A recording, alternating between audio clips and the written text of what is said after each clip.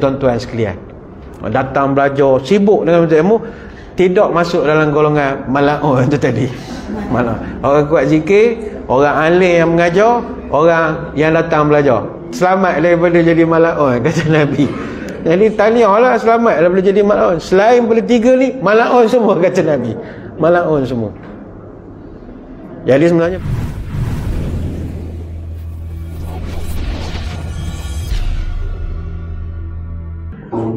Assalamualaikum warahmatullahi wabarakatuh. Bismillahirrahmanirrahim. Alhamdulillahi hamdan katsiran tayyiban mubarakan fihi kama yanbaghi li jalali wajhikal karim wa li 'azimi sultanik. Allahumma salli ala sayyidina Muhammadin abdika wa rasulika nabiyil ummi wa ala alihi wa sahbihi wa sallim. Nawaitu ta'alluma wa ta'lim wa tazakkura wa tazkir wa naf'a wal intifa' wal ifadah wal istifadah wal hasa ala tamasuki bi kitabillah wa sunnati rasulih wa du'a ilal huda wa dalalah alal khair ibtigha'a wajhillah wa mardatihi wa qurbihi wa thawabihi. Allahumma inna nas'aluka fahaman nabiyyin wa hifzal mursalin wa ilhamal malaikatil muqarrabin.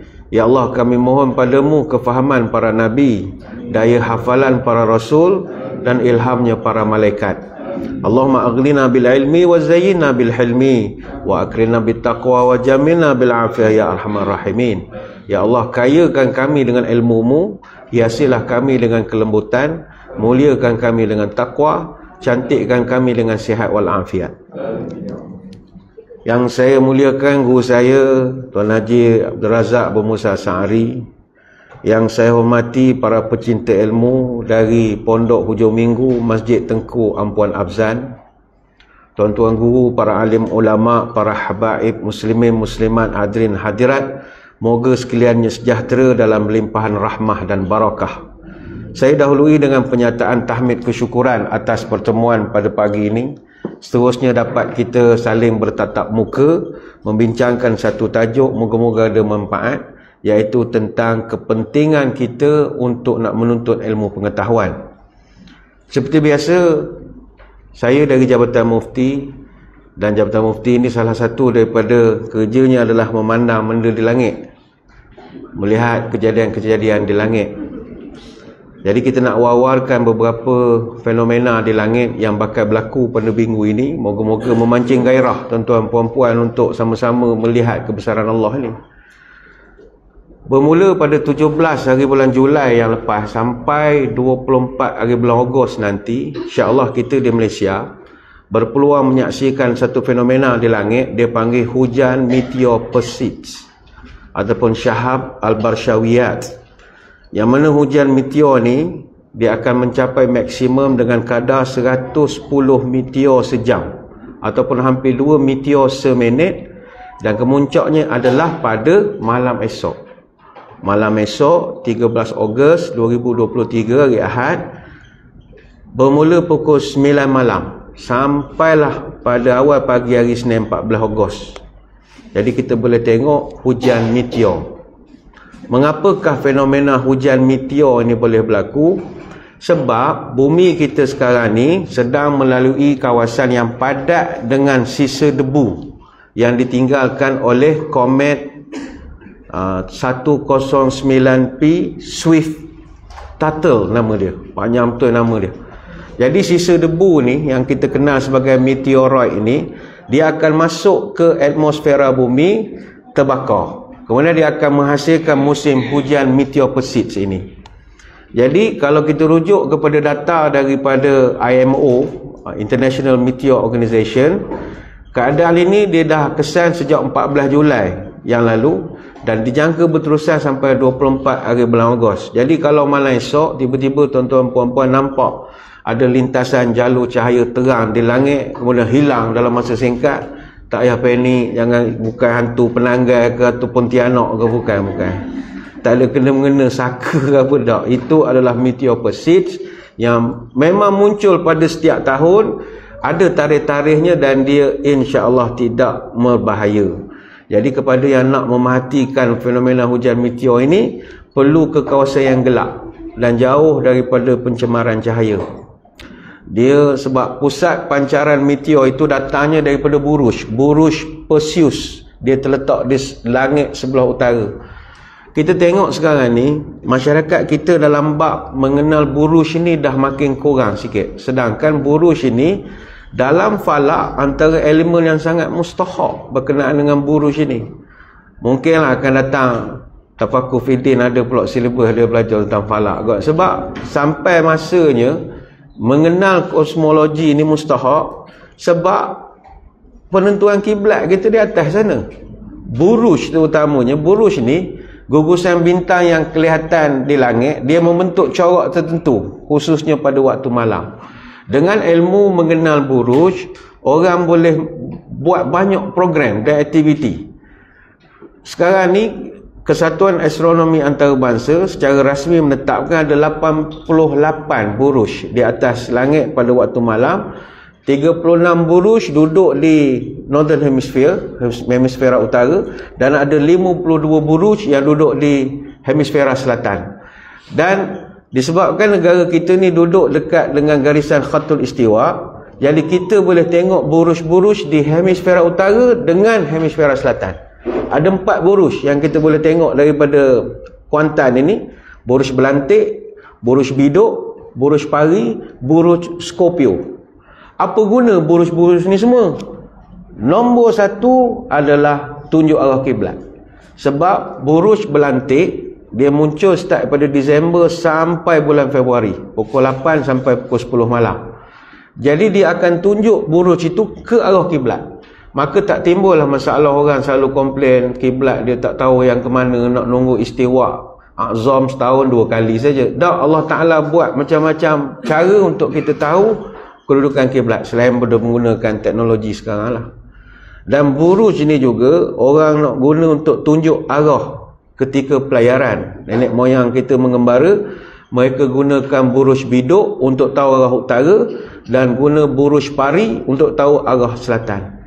Selain itu juga orang musim-musim untuk nak menanam misalnya atau nak menuai. Kalau menanam Buruj Biduk, kalau menuai ketika Buruj Scorpio.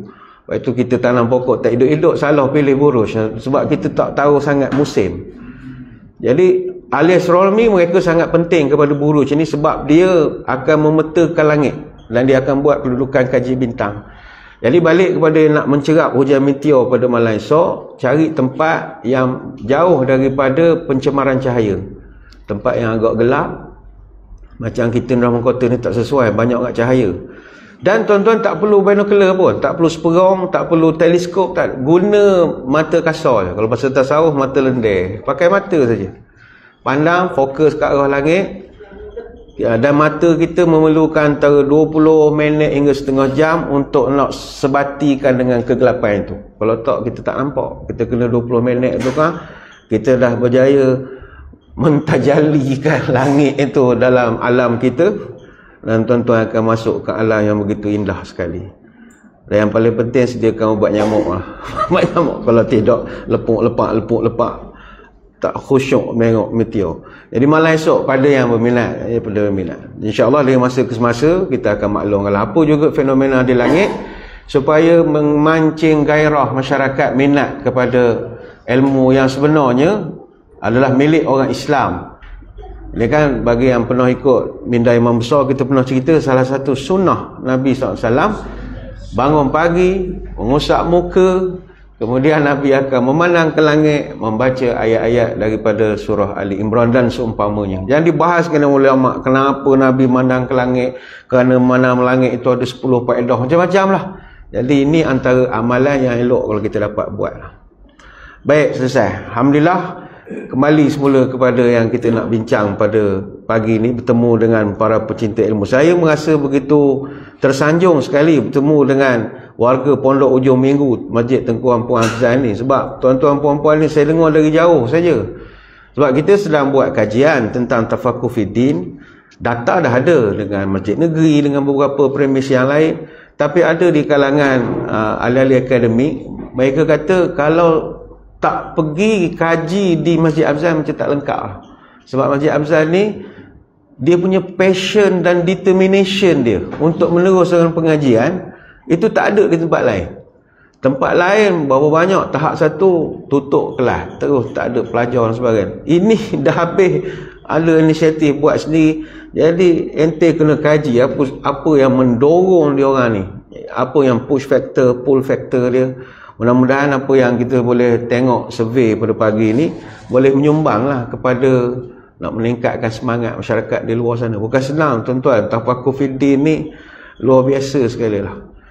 Luar biasa sekali. Dan insya-Allah kita merasa megah dengan pengembangan Tafakur Fiddin yang tak lama lagi dalam proses-proses akhir untuk mendapat penterafan bagi pelaksanaan di peringkat diploma, kemudian ijazah sarjana muda. Oh, ini luar biasa sekali. Ijazah sarjana muda dalam Tafakur Fiddin, diploma Tafakur Fiddin. Maka jadilah Tafakur Fiddin ni hasrat dulu ketika mula-mula ditubuhkan. Universiti Al-Azhar tu dulu begitulah caranya. Asal daripada pengajian di masjid saja, kemudian ada CJ, kemudian dibuat diploma sampailah PhD. Jadilah Universiti Al-Azhar yang bermula daripada masjid. Alhamdulillah. Dan berdasarkan data yang saya peroleh juga, majoriti daripada pelajarnya adalah muslimat. Ini luar biasa juga. Luar biasa juga. Memang pelik betul kita. Tapi sebenarnya puan-puan mengulang sejarah saja. Sebab dalam sejarah wanita muslimat memang hebat dalam dunia akademik dan juga dunia keilmuan. Tapi benda ni tak di-highlightkan sangat. Atas sebab apa kita tak pasti. Ada satu tulisan atau kajian yang dibuat oleh Dr. Muhammad Akram Nadwi dari Pusat Pengajian Islam Universiti Oxford. Dia tulis satu buku Al-Muhaddisat, The Women Scholars in Islam. Dia menulis tentang perawi-perawi hadis start pada zaman Nabi. Ini jarang diangkat ke permukaan. Kalau hadis, Bukhari, Muslim, jarang tengok daripada jalurnya perempuan. Tapi dia buat kajian. Maka dapatan dia, catatan daripada Ibn Sa'ad dalam kitab Tabaqat dia, sejak zaman Nabi dulu 16.5% ataupun ada 1,200 orang perawi hadis adalah wanita. Ramai sebenarnya. Dan hadis-hadis, contoh hadis wuduk. Hadis wuduk tu memang perempuan semua. Hadis wuduk diambil daripada Rubaiyah Muawidh Ibn Afrah. Dia sendiri riwayatkan 44 hadis. Kenapa wuduk banyak orang perempuan? Homeh, dia banyak bertanya. Dia berani tanya Nabi. Orang lelaki asal faham sudahlah. Tak, dia orang perempuan dia tanya. Akhirnya banyak hadis dia dapat wuduk. Antara perawi hadis zaman Nabi yang handal, Aisyah radhiyallahu anha. Aisyah salah seorang daripada 7 perawi hadis yang terbanyak. Kalau Abu Hurairah riwayatkan 5,374 hadis, Aisyah sendiri 2,210 hadis. Apa sebab dia banyak hadis? Dia berani tanya Nabi. Orang tanya Nabi formal, dia tanya sambil menerak-menerak agaknya di rumah. Dia isteri, suami isteri, sambil baring itu, banyak benda dia belajar. Dan dia paling berani tanya bab jihad. Sebab Aisyah dia memang agak tak puas hati, kenapa orang perempuan tak lagi perang. Dia kata apa masalahnya si orang lelaki semua. Menyebabkan banyak persoalan jihad tu duduk dalam riwayat daripada Aisyah. Dan kalau kita tengok daripada 10 periwayat wanita yang meriwayatkan hadis, 5 daripadanya adalah isteri Nabi sendiri. Seorang daripadanya adalah anak tiri pada Nabi, iaitu Zainab binti Abu Salamah. Seorang lagi sepupu Nabi, anak adik-beradik Sayyidina Ali, nama Fahitah. Dan seorang lagi kakak ipar Nabi, iaitu Asma binti Abu Bakar. Ini semua orang yang meriwayatkan hadis sama Nabi. Dan ada 2 orang yang tidak ada hubungan keluarga dengan Nabi, iaitu Nasibah binti Ka'ab ataupun orang panggil Ummu Atiyah, dan seorang lagi nama Safiyah binti Syaibah. Jadi ramai orang perempuan meriwayatkan hadis, cuma tak diangkat cerita ni. Dan kelas-kelas khas untuk wanita pun banyak diadakan. Dan bukan sekadar Nabi yang guide kelas itu, bahkan sesama muslimat macam puan-puan buatlah, ada ustazah mengajar semua. Dan Asma binti Umais radhiyallahu anha, dia sendiri ada 24 hadis dia riwayatkan oleh Asma ini. Dia antara yang paling ke depan dan paling berani sekali lah mengaturkan kelas untuk kaum muslimat. Dia mengaturkan Nabi suruh buat. Ni orang muslimat ramai, dia tak nak campur orang lelaki gini. Ini Asma binti Umais. Jadi benda tu dah wujud. Zaman tabi'in pun sama. Zaman tabi'in, Ada catatan daripada Ibn Hibban, cuma dia ada penurunan. Zaman tabi'in 1.09% ataupun 90 orang perawi adalah wanita. Dan kata Az-Zahabi, ulama dan perawi wanita sangat tinggi integritinya. Mana-mana hadis yang ada nama orang perempuan, hadis itu biasanya bersih, ataupun payah nak cari ada pedoah dalam hadis itu. Sebab itu dalam kitab Mizanul I'tidal ada direkodkan 4,000 orang perawi yang dusta. 4,000 orang yang kita cek ada something wrong dengan perangai apa semua. Tapi daripada 4,000 itu tak ada seorang pun perempuan. Jadinya muslimat wanita kalau dia pegang hadis, integritinya tinggi. Mana kita tengok dia punya chain of narrator, kalau ada perempuan, insya-Allah okeylah hadis itu. Itu tara itu integriti kaum wanita. Antara tokoh-tokoh ulama wanita pada zaman itu, cicit Nabi sendiri, iaitu Nafisah binti Zaid bin Al-Hasan bin Ali bin Abi Talib. Dia ni guru kepada Imam Syafi'i. Imam Syafi'i guru dia perempuan. Begitu juga Ummu Ummah As-Saqafiyah. Ini guru kepada Imam Ahmad. Ibn Hajar Al-Asqalani sendiri, dia berguru dengan lebih pada 30 orang ustazah. Lebih 30 guru perempuan. Imam As-Sakhawi, dia berguru dengan lebih daripada 40 orang ustazah. As-Suyuti, lebih daripada 33 orang gurunya adalah ustazah. Ibnu An-Najjar, juga seorang ulama, disebutkan oleh Sa'i, ishtamalat masyikhatihi ala 3,000 syaikhun wa 400 imra'atun. Guru dia belajar dengan 3,000 syekh, dan guru wanita ustazah saja 400 orang. Belajar dengan muslimat.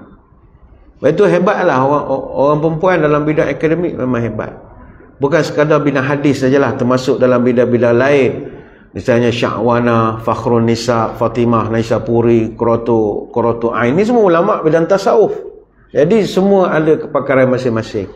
Dan bagi kita di Nusantara ini pun, kaum wanita daripada segi penguasaan ilmu juga tinggi, tetapi sejarahnya tak diangkat. Yang diangkat adalah kealiman, kefakihan orang laki-laki banyak. Sebab sejarahnya ditulis oleh siapa rajin. Tak menulis, tak adalah sejarah hidup keluarga dia.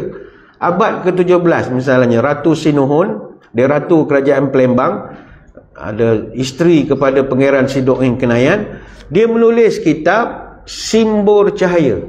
Kitab ni ada 5 bab, setiap bab ada 30 fasal. Tebal dia macam enactment kita sekarang. Yang menulis tu orang perempuan, alim betul. Abad ke-18 muncul Fatimah binti Abdul Wahab Bugis bin Syekh Arsyad Al-Banjari. Dia tulis kitab kuning Parukunan Jamaluddin. Dia ni memang seorang alim betul, berpuluh tahun duduk di Mekah, nulis kitab kuning Parukunan. Kitab Parukunan tulis, yang penulis tu perempuan. Tapi dia buat nama lelaki lah, kitab Parukunan Jamaluddin. Sebab orang ada satu persepsi, kalau buku perempuan buat tak nak baca. Jadi dia nak orang lelaki, bubuh Jamaluddin lah, nama lelaki lah. Kalau kitab Parukunan Jamaliyah dia tak nak baca. Payah. Sama juga Harry Potter punya penulis novel tu, dia guna nama laki-laki, baru laku buku dia. Orang tak nak. Persepsi susah nak ubah. Abad ke-19, Siti Aisyah Witan Riole. Dia ni Ratu Bugis Kerajaan Kesultanan Tarnet di Sulawesi Selatan. Dia sendiri walaupun orang bangsawan, minat dia kepada dunia ilmu luar biasa. Dia buat satu inisiatif, kumpul naskah agung Surik Galigo ataupun La Galigo. Kalau tuan-tuan sini orang Bugis, kalau tak kenal La Galigo, berhenti je lah jadi Bugis, tukar minang gambar, orang jadi rawa apa ke. La Galigo ni dia mencatatkan kebudayaan Bugis sebelum abad ke-14. Ada cerita tentang Sauri Gading, tu cerita pahlawan yang gagah lah, seorang perantau yang hebat. Kitab ni bukan nipin, 6,000 halaman, ada 300,000 baris teks Bugis kuno. Tapi dikumpulkan oleh dia selama 20 tahun. Panggil orang alim, orang pandai, budayawan, kumpul, dijilikkan di zaman dia. Minat sangat pada ilmu. Sama juga dengan Tengku Fakinah, Panglima Perang binti Datuk Mahmud. Ini orang besar istana zaman Sultan Alauddin Sulaiman Ali Iskandar Shah di Aceh. Dia pernah belajar agama di Mekah. Dia balik ke Aceh, buka pesantren di Lam Kerak. Guru pesantren, ustazah. Tapi ceritanya tak popular. Memang alim besar.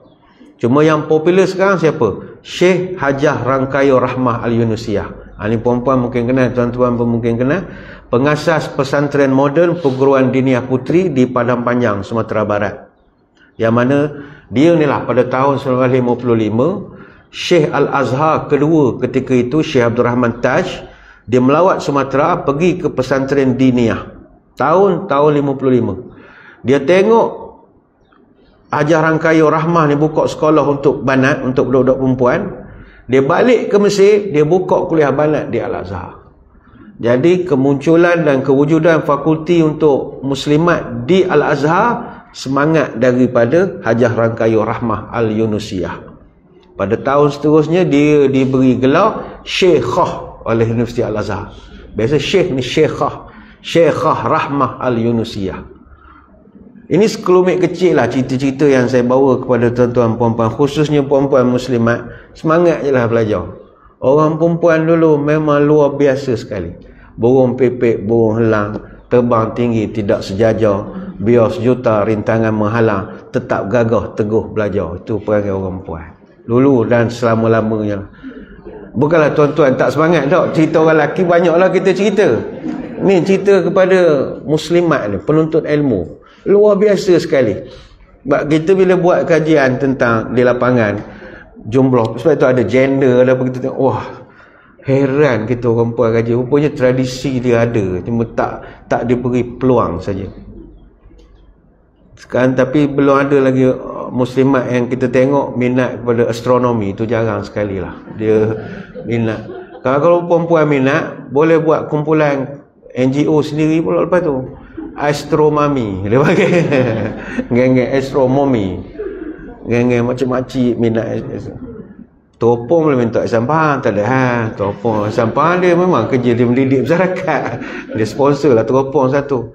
Bahkan masjid, kalau katalah Masjid Afzan, contoh, ni cerita sajalah.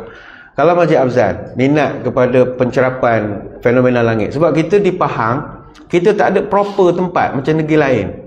Negeri Sembilan dia ada Teluk Kemang, Melaka dia ada, dia Melaka je lah. Di Selangor ada Selangor, di Kuala Selangornya, Sabah, Terengganu, semua ada balai cerap. Kita di Pahang tak ada. Dan doa kalau benda jadi kenyataan. Sebab kos ni bukan sikit. Bukan sikit. Makin lama makin mahal, makin lambat makin mahal. Jadinya sekarang ni bila kita nak buat, misalnya nak menengok anak bulan Ramadan, panjat Bukit Pelindung, tu pun kena buat surat, minta kebenaran pada Telekom. Ada masa terlebih orang Telekom suruh balik je. Tanya ramai ni, bahaya ni, kawasan keselamatan. Balik geng-geng rebo, tak boleh naik. Kawasan keselamatan tak boleh masuk. Ni baru dapat menara 188, menara teruntung. Tu pun nak pergi tengok, buat surat dulu, mohon kebenaran. Ni nak nentukan orang puasa esok lusa ni, minta kebenaran dulu. Sebab kita tak ada tempat. Terpaksa numpang tempat orang. Jadi kalau dapat satu tempat yang proper, kita seronok lah macam nak tengok hujan, meteor malam esok. Tak adalah cari mana gunung, gawang mana, nyusuh korang. Jadi kalau kita ada tempat tu, sedap sangat lah boleh menengok. Boleh buat program, aktiviti mencerap. Tapi ada setengah masjid di Selangor, di Kelantan, dia minat nak buat sendiri. Dia ada orang dia di kawasan perumahan dia tu yang mungkin bekas pegawai Jupem, yang tahu penggunaan alat. Dia pun beli-beli barang apa semua, letak di masjid. Pun boleh. Dan kalau tuan-tuan buat di masjid, tuan-tuan boleh mohon pula daripada agensi angkasa Malaysia, geran untuk membeli peralatan yang proper. Sebab tak ramai orang yang ambil kesempatan daripada kerja-kerja menengok fenomena langit ini. Ada geran dia lah. Di Kelantan banyak orang Kelantan ramai orang cerdik. Dia buat kat rumah je. Tengok anak bulan mencerap matahari, macam-macam aktiviti dia boleh buat. Dan takdirlah tuan-tuan meneropong bulan. Ni bulan betul, bukan bulan kibor tu. Kibor tu hari ni. Ni bulan di atas ni. Jadi kalau kita tengok bulan, katalah Masjid Afzan, tengok bulan, nampak ada satu kawah. Dan kawah tu tuan-tuan berjaya buktikan Masjid Afzan yang jumpa. Kawah tu boleh diletak nama kawah Masjid Afzan. Itu orang kelebihan. Tapi dia kena daftar, ada satu sistem. Menariklah kerja-kerja di langit. Saya pun dulu sebelum duduk jabatan mufti tak tahu kerjaan ni. Dulu tengok jabatan mufti ialah kerja halal haram. halal haram, sah tak sah, wajib, begitu jelah. Tak, banyak kerja lain. Kita usaha untuk nak memerangi kebebalan, khususnya di kalangan umat, dalam banyak perkara lah. Hak bukan di darat saja, termasuk benda di langit. Ilmu-ilmu yang selama ni dimiliki oleh orang Islam, orang tua-tua, orang Melayu dulu, hilang satu persatu sebab masyarakat dah banyak dialihkan kepada benda-benda lain. Apa ni kita sama-sama ambil semangat. Baik, saya nak kongsi pada pagi ni ada satu hadis. Mudah-mudahan bagi semangat, menambahkan lagi semangat nak mengaji. Nabi pernah cerita kepada Abu Hurairah radhiyallahu anhu. Kata Nabi, ala inna dunya mal'unatun mal'unun ma fiha illa zikrullahi wa ma walahu wa alimun au muta'allimun. Kata Nabi, ketahuilah dunia ni terlaknat. Penting ni perkataan mal'un tu penting. Dunia ni terlaknat. Dan apa saja yang di dalamnya terlaknat semua. Mal'un, orang Melayu panggil mal'un. Mal'un semua. Dunia ni semua mal'un, kata Nabi. Kecuali 3 golongan. Zikrullahi wa ma walahu. Orang yang sentiasa berzikir kepada Allah, wa ma walahu, dan dia taat setia tak boleh bagi kepada Allah. Zikir saja tak setia tak guna, zikir dan setia. Yang kedua alim, orang alim. Yang ketiga orang yang menuntut ilmu. Hadis riwayat At-Tirmizi. Apa makna mal'unah? Kalau Melayu sebut mal'un. Mal'unah ni daripada akar perkataan la'ana yal'anu, iaitu asardu wal ibadu minal khair wal ibadu minal khair. Maknanya benda yang terusir atau benda yang terjauh daripada sebarang kebaikan. Jadi dalam terjemahan mudah, mal'unah ni dalam bahasa kita adalah dilaknat ataupun jauh dia daripada kebaikan. Itu sebab perompok yang merompok dagangan di laut dikenali sebagai lanun. Lanun tu daripada perkataan al-la'anun. Dalam satu hadis daripada Abu Darda radhiyallahu anhu, la yakunu al-la'anuna syufa'a wala syuhada'a yaumal qiyamah. Sesungguhnya orang yang la'anun, apa maknanya? Orang yang suka melaknat. Maka orang tu tak dapat menjadi saksi atau memberi syafaat pada orang lain masa hari kiamat. Hadis riwayat Muslim. Jadi kita, lepas tu ada orang dia bangga, saya keturunan lanun. Tak betul, ayat awak tak betul. Keturunan lanun makna awak keturunan suka melaknat. Jangan guna perkataan lanun. Lanun tu bahasa la'anun. Oh, siap bangga, tampai pula stiker duduk kereta, saya lanun. Belum salah orangnya. Orang tak ngaku jadi pelaknat ni. Yalah, mungkin tak tahu. Oh, saya ingat lanun ni orang duduk tengah laut. Pirate dah. Lanun ni bahasa Arab. Kenapa lanun tu daripada bahasa Arab? Sebab dulu pedagang-pedagang ramai orang Arab. Jadi bila orang merempok tu agak nenek moyang kita, kamu tak tahulah, panjat kapal, marah dia Arab, la'anun. Dengar sedap pula panggil la'anun kita. Kekal, saya lanun. Agaknya gitulah sejarah asal-usul perkataan la'anun tu. Main ngarak, maki situ, la'anun. Lekat nama lanun. Nombor 2 orang alim, yang ketiga orang yang menuntut ilmu. Nanti saya akan terangkan.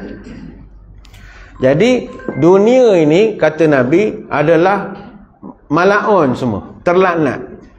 Tapi dunia yang bagaimana? Dunia yang melenakan manusia. Dunia yang menidurkan kita dengan keindahan dan kenikmatan yang ada dalamnya.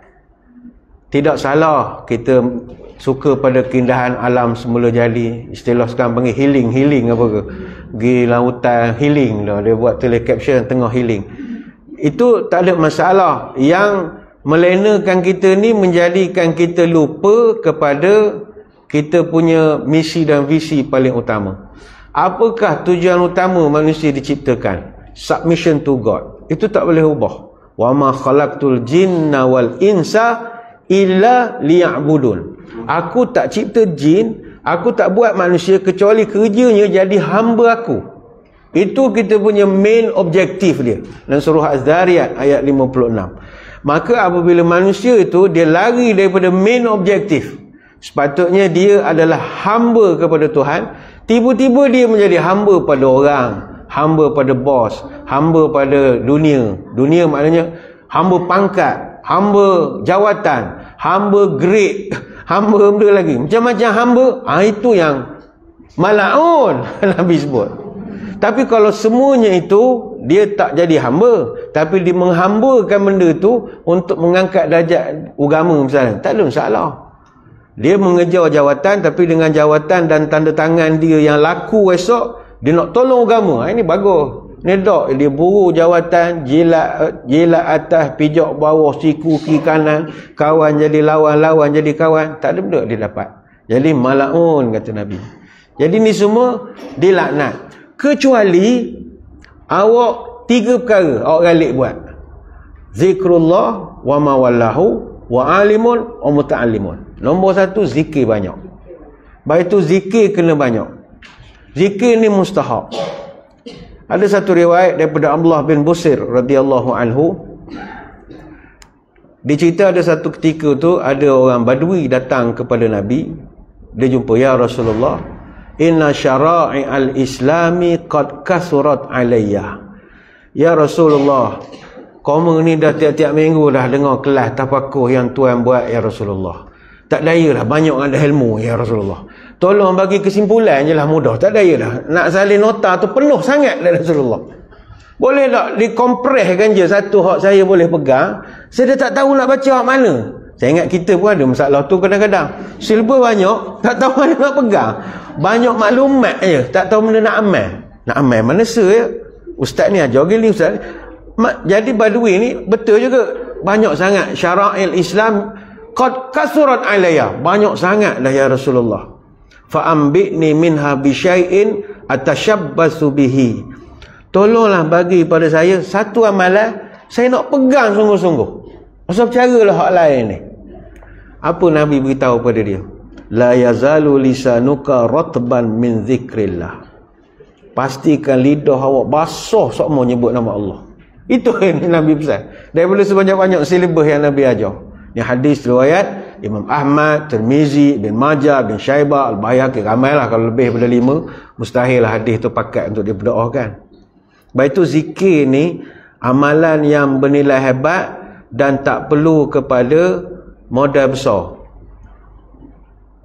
Haji dengan umrah pahala besar, modal pun besar. Tiket kapal pun bukan murah, kecuali tuan-tuan transit Sri Lanka 3 hari, Bangladesh 4 hari, yang murah lah sikit. Hotel pun bukan murah. Hotel yang ratus-ratus meter mana ada murah dah. Hotel murah boleh 1.5 km. Belum-belum ada ke tempat melontar lah, murah lah sikit, naik lori kambing pergi ke masjid. Artinya fadilat besar, tawaf sekian pahala, manang Kaabah, tapi modal besar. Puasa fadilat besar, tapi nak buat memerlukan komitmen yang tinggi. Terutama kita hak jenis meniaga buat makan pula, takkan tak makan. Tension nak puasa, payah. Tapi zikir ni amalan bernilai tinggi, tetapi modal tak besar. Kata Abu Darda, dia pernah dengar Nabi berpesan, ala unabbiukum bi khairi a'malikum wa azkaha inda malikikum wa arfa'iha fi darajatikum wa khairul lakum min infaqi zahab wal warqi wa khairul lakum min an talqaw aduwakum fatadribu a'naqahum wa yadribu a'naqakum. Nabi tanya soalan panjang. Mau tak engkau aku tunjuk satu amalan? Amalan ni begitu tinggi di sisi Tuhan daripada segi mengangkat darjat kamu. Dia lebih baik nilainya daripada emas dan perak. Dia lebih baik nilainya daripada kamu bertembung dengan musuh dan kamu kerat leher dia. Dia lebih tinggi nilainya daripada kamu berlawan, berperang, lebih tinggi nilainya. Sahabat jadi heran, oi, tinggi sangat amalan apa ya Rasulullah? Bala ya Rasulullah, of course kami nak tahu apa amalannya. Nabi jawab, zikrullahi ta'ala. Banyak ingat pada Tuhan, kata Nabi. Ingat pada Tuhan. Hadis riwayat Tirmizi, Ibnu Majah dan juga Al-Hakim. Zikir ni bahasa mudah, ingat pada Tuhan. Ingat ni susah tuan-tuan. Tuan-tuan sejak pada pagi sampai sekarang kat 10.30, berapa kali ingat Tuhan? Bagus. Bila banyak bagus. Sebab mengingat Tuhan ni, tu yang dulu orang ada yang marah saya buat ceramah tajuk driver bas. Orang marah. Tapi driver bas tu cerita dia bawa bas ekspres daripada Kuala Lumpur ke Kota Baru. Dia esok masuk surga, dia masuk surga paling tinggi. Penceramah surga bawah. Jadi saya bawa cerita tu untuk sindiran lah. Penceramah tu heran, kenapa orang driver bas masuk surga lebih bagus? Kami yang berceramah siang malam surga di bawah. Bezanya adalah driver bas bawa bas laju sangat. Jadi orang dalam bas 40 orang tak boleh tidur. Semua berzikir. Allah, matilah aku ya Allah. Allah meninggal. Jadi orang dalam bas zikirullah, ingat mati. Ini semua amalan orang tasawuf semua tu. Semua bagus. Berbanding dengan penceramah, dia sejam lebih ceramah, orang tidur je. Tak ada orang ingat Tuhan. Hak peminat dia adalah seorang dua. Hak lain tu tidur buat syarat je, dengar. Lepas tu kelas pun habis, nota pun tak ada, apa pun tak ada. Poinnya adalah, ingat Tuhan bukan senang. Bukan boleh setiap masa. Lepas tu Nabi tekankan, mu kena ingat Tuhan. Cuma ingat tu lebih mudah dengan disebut, berzikir. Tuan-tuan mungkin dah sampai satu makam esok, dah boleh berzikir ni tanpa dengan napas apa tinggi sangat lah tu, dah denyut nadi jantung semuanya berzikir belaka ke arah itulah nak dapat payah. Umumnya orang awam zikir mesti sebut. Ada satu zikir saya nak kongsi dengan tuan-tuan puan-puan. Zikir ni kalau kita baca 30 malaikat berlumba nak tulis markah pahala zikir ni. Ini berdasarkan hadis sahih. Kata Rifa'ah bin Rafi' radhiyallahu anhu, "Kunna yawman nusalli wara'an nabi, falam rafa'a ra'sahu min ar-rak'ati qala sami Allahu liman hamidah." Kata Rifa'ah, kami pernah semayang bersama Nabi. Nabi pun rukuk, Allahu Akbar, dan Nabi i'tidal, sami Allahu liman hamidah. Biasanya orang akan baca Rabbana walakal hamd, Rabbana lakal hamd. Tiba-tiba ada seorang sahabat di belakang, wa qala rajulun wara'ahu Rabbana walakal hamd hamdan katsiran tayyiban mubarakan fih. Ditambah pula benda Nabi tak pernah ajar, tak masuk dalam silibus. Oh, kalau zaman sekarang ni saya ingat yang menyebut tu akan dituduh mencipta bid'ah.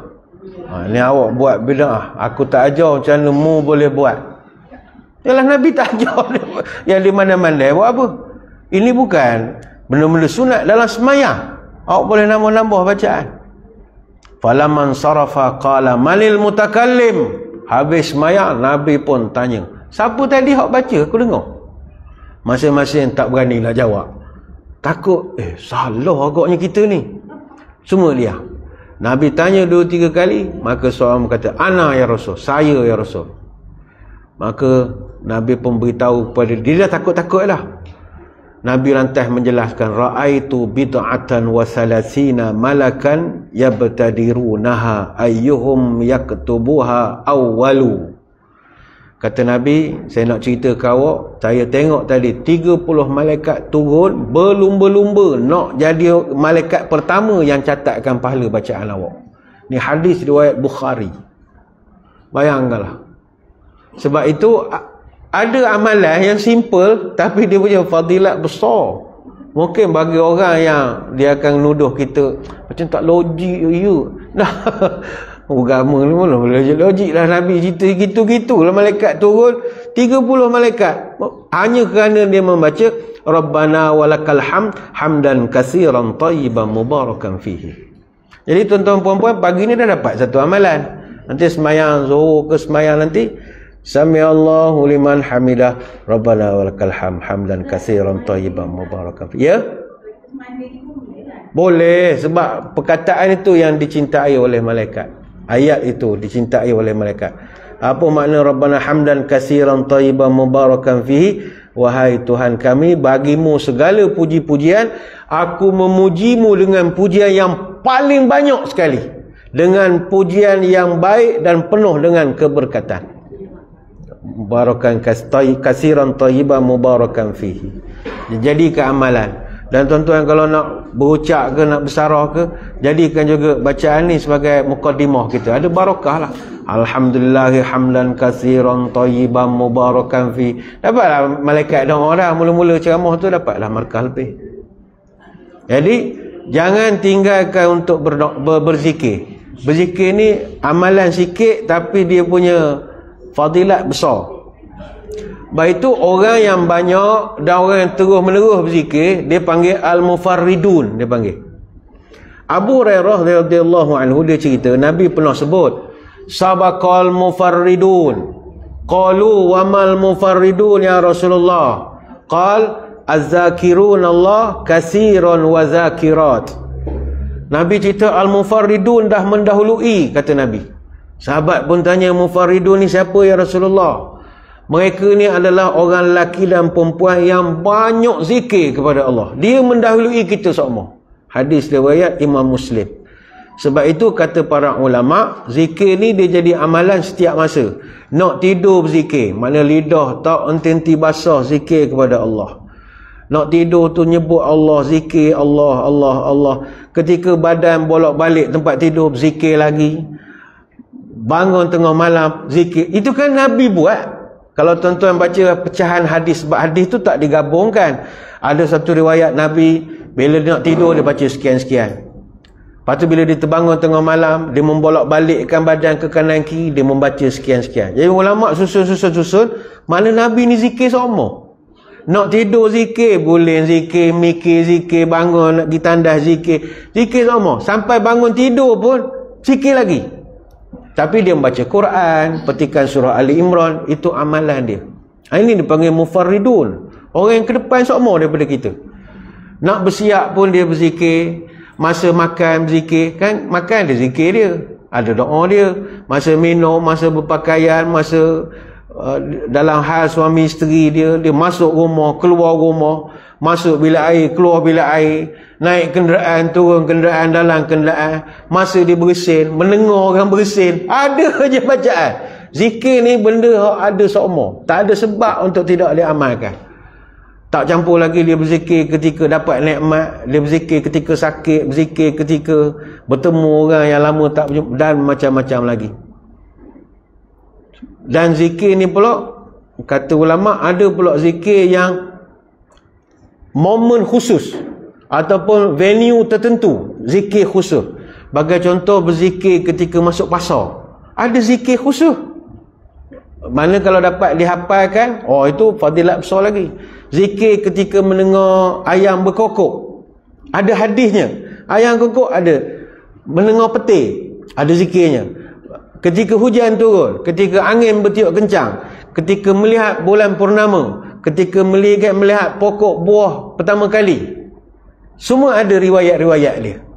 Jadi zikir ni dia menarik, ibadat yang sangat menarik. Sebab itu bila badui tu tanya, ya Rasul banyak kat silibus bagi satu amalan, mu jangan berhenti berzikir.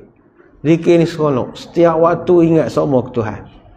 Ada zikir Nabi ajar, zikir ataupun doa ketika sedang sakit, ketika ditimpa ujian atau musibah, ketika nak musafir, khusus kita berhenti di tempat-tempat arena ke apa untuk nak semayang, kena ada zikir dia, supaya Nabi ajar nak pagarkan anak-anak kita daripada benda-benda tak elok. Tu juga bila sampai ke destinasi ada zikir dia. Zikir ketika marah, ada zikir dia. Zikir ketika melihat benda yang kita tak suka dalam tidur. Kita tidur mimpi benda tak elok, jadi kita bangun zikir sambil berludah. Tu saya ingat tuan-tuan perempuan pernah dengar riwayatnya kan, ludah kala kiri, tapi bukan ludah betul, ludah simbolik. Terperanjat suami isteri kalau ludah tak pasal-pasal ludah tengah malam, dia pui-pui gitu ya. Zikir ketika mendengar anjing nyalak, ataupun suara keldai merengek, ada zikir-zikirnya. Mungkin tuan-tuan pula dah kata, oh tak larat pula Ustaz, banyak kan zikirnya. Jadi kalau tuan-tuan tak larat, suami boleh, yang ada cara mudah lagi, gerak isteri bangun malam. Seorang suami bangun untuk solat malam, kemudian dia membangunkan isterinya untuk solat, kedua-duanya termasuk sebagai golongan orang berzikir. Berzikir. Kejut je. Kata Abu Sa'id Al-Khudri, Nabi bercerita, "Iza ayqadha ar-rajulu ahlahu min al-lail fa sallaya aw salla rak'ataini jami'a kutiba min zakirin Allah katsiran wa zakirat." Apabila seorang suami mengejut isteri di malam hari, kedua-duanya bangun semayang atau masing-masing buat semayang 2 rakaat masing-masing, maka kedua-duanya dicatat sebagai lelaki dan wanita yang banyak berzikir kepada Allah. Hadis Abu Daud dan juga Ibnu Majah. Sama zakirat wa zakirat, sama saja kejut. Jadi itu dapat fadilat berzikir, sama macam orang berzikir juga. Sebab itu dalam konteks zaman moden sekarang, zikir ni mungkin ada orang akan sinis pada kita, banyak berzikir harga ayam serupa itu juga, kata banyak berzikir ekonomi gitu juga. Tak boleh cakap gitu, sebab zikir ni dalam konteks zaman moden, dia menjadikan hati kita tenang. Tenang ni modal terbesar untuk hidup di hujung zaman. Bila semakin dekat dengan kiamat, ujian banyak belajar, Imam Mahdi macam-macam, Ya'juj Ma'juj, dalam kelang kabut itu, antara benda paling mahal adalah ketenangan. Dan ketenangan itu hanya boleh dapat dengan ingat pada dia. Dan ini bukan statement kita, Allah sendiri sebut, allazina amanu wa tatma'innu qulubuhum bizikrillah ala bizikrillahi tatma'innul qulub, iaitu orang yang beriman, hati mereka menjadi tenang bila ingat kepada Allah. Ingatlah, Allah ulang sekali lagi, hanya dengan ingat aku je hati kau boleh jadi tenang. Surah Ar-Ra'd ayat 28. Ketenangan benda mahal, tuan-tuan. Tenang ni benda tak jual. Kadang kita pergi hotel mahal sekalipun, nak tenang, nak healing, tak dapat ketenangan. Payahlah tenang ni, payah. Rumah besar bertingkat-tingkat, kereta bersusun berkilat-kilat, duit tebal berlipat-lipat, isteri pun cantik memikat, kadang-kadang jumlahnya 4. Tapi rumah tangga hari kiamat, apa hal? Gaduh semua. Kahwin berpuluh tahun cerai. Kalau kahwin setahun 2 cerai, orang ini berpuluh tahun cerai juga. Artinya payahlah benda ni. Ketenangan benda tak dijual beli. Jadi kita mohon pada Allah beri ketenangan. Dan salah satu cara Tuhan ajar, mu ingat pada aku, mu tenang. Jadi zikirlah ni amalan paling mudah. Kenapa orang zikir dimuliakan? Sebab tanda orang takwa adalah banyak berzikir. Abdullah bin Mas'ud dia menjelaskan bahawa ketika dia menafsirkan firman Allah tentang takwa, kata dia ayyuta'a fala yu'sa wa ayyuzkara fala yunsa wa ayyashkura fala yukfar. Kata Abdullah bin Mas'ud, orang takwa ni adalah Allah itu ditaati dan tidak dimaksiatkan. Kita tak buat maksiat, kita sentiasa ingat dan tak pernah lupa pada dia, dan kita syukur dia, tak kufur nikmat dia. Itu tanda orang bertakwa. Jadi salah satunya adalah sentiasa ingat pada dia. Apatah lagi sunnah Nabi SAW, sentiasa zikir pada Allah dalam setiap keadaan. Isteri Nabi sendiri mengakui, kata Aisyah, kana Nabi yazkurullah ala kulli ahyanihi. Nabi ni ingat Allah setiap keadaan. Hadis riwayat Muslim, Abu Daud, Tirmizi. Setiap keadaan ni makna tak berhenti ingat. Cuma kita nak mengingat susah. Sebab itu orang-orang alim ajar kita pegang tasbih. Sebab ada orang mungkin dia berfikir benda lain, tapi sebab tangannya bergerak, adakah zikir tu ada lagi.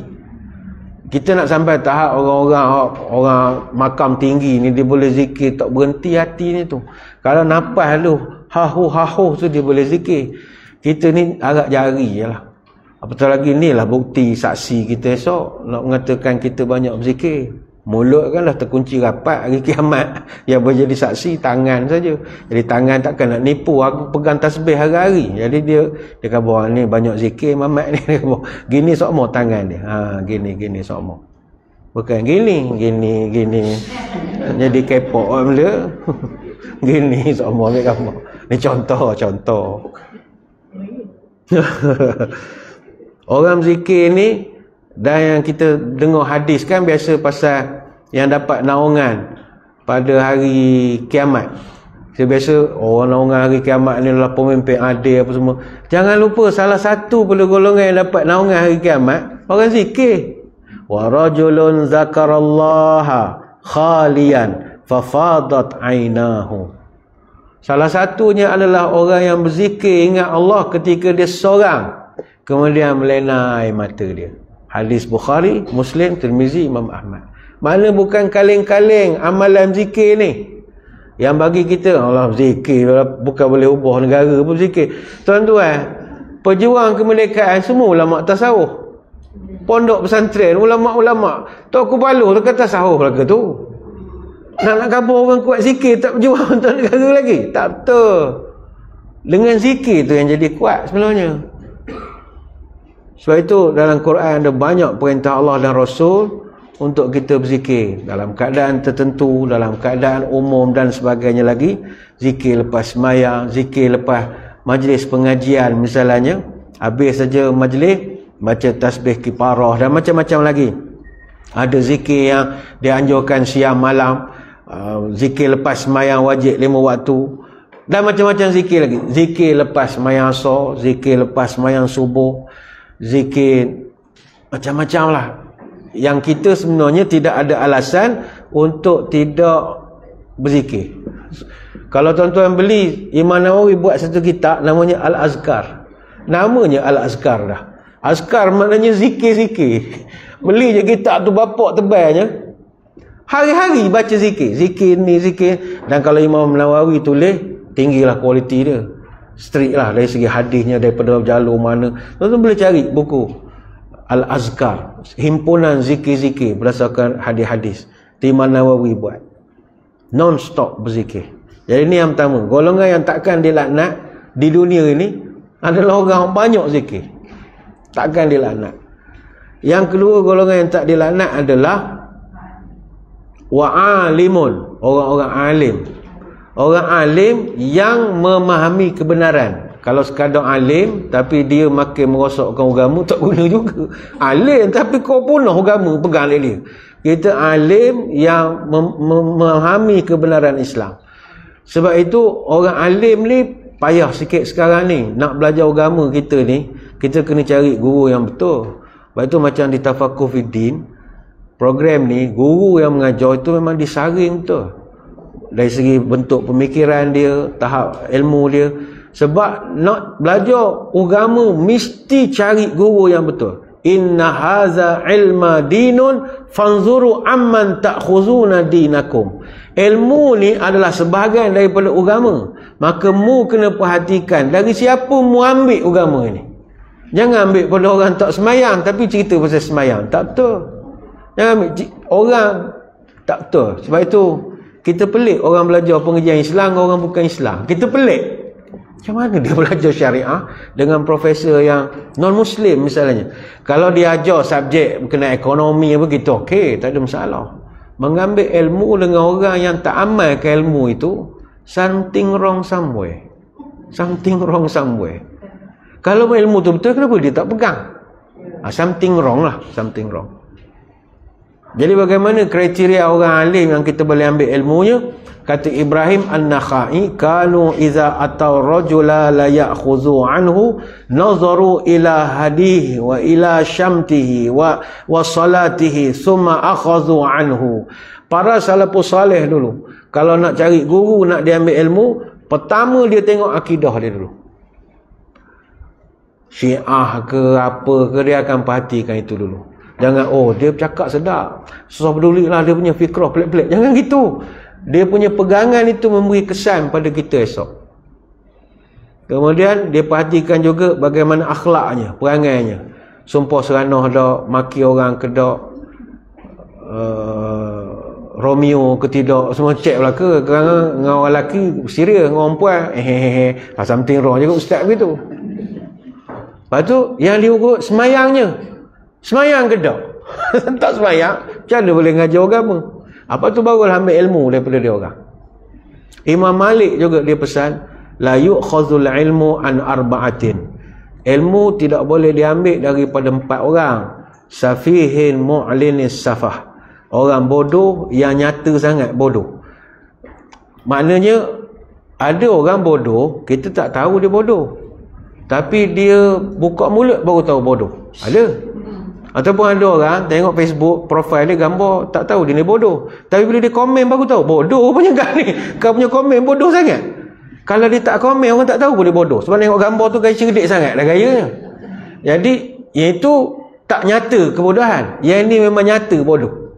Tuan-tuan jangan ambil ilmu dengan orang begini. Nyata sangat bodoh dia. Wa sahibi hawa yad'u ilai. Yang kedua sahibul hawa. Orang ikut kehendak ataupun ahli bid'ah lah mudahnya. Yang ngikut hawa nafsu semua. Jangan ikut dengan orang begini. Kemudian wa rajulin ma'rufin bil kadzib fi ahadisin nas wa in kana la yakdzibu ala Rasulillah sallallahu alaihi wasallam. Yang ketiga, orang yang kita kenal bobot ataupun kuat pendakwah dalam percakapannya dengan manusia. Walaupun orang itu wa in kana la yakdzib ala Rasul, walaupun dia tidak ada rekod dia berdusta atas nama Nabi, tapi dia berdusta dengan orang tu pun kita dah anggap tak syok ambil guru begini. Dan yang keempat, wa rajulin lahu fadlun wa salahun la ya'rifu ma yuhadditsu bih. Orang yang mulia dan soleh yang tidak mengetahui hadis pun yang dia sampaikan.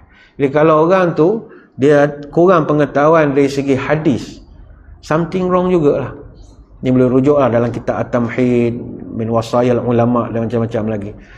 Sebab itu orang yang piawai ataupun bagus perbicaraannya, fasih, boleh menyihir audiens dengan pidatonya, kata-katanya yang indah, tersusun bombastik dan macam-macam lagi, belum tentu orang sebegitu layak diambil ilmunya.